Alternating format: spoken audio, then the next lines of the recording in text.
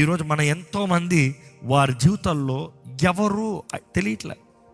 ఎందుకంటే you surround with unnecessary people, unnecessary toxins, unnecessary people diluting you.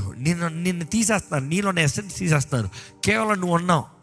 ఈరోజు కొంతమంది అయితే practically abused people, insulted people, నిన్ను పాడు చేసి, నిన్ను నాశనం చేసి, నీ హృదయాన్ని మరలా పగలగొట్టి, నీలో ఒక ఆశ లేకుండా, కోరిక లేకుండా.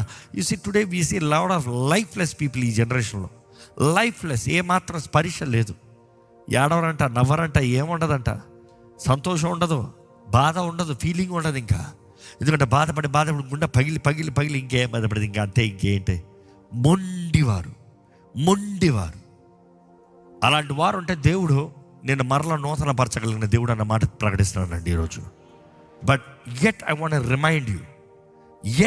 రిమైండ్ యూ, నీ జీవితంలో know your essence, protect your saltiness, protect your essence, protect చేయి, వ్యర్థపరచొద్దు.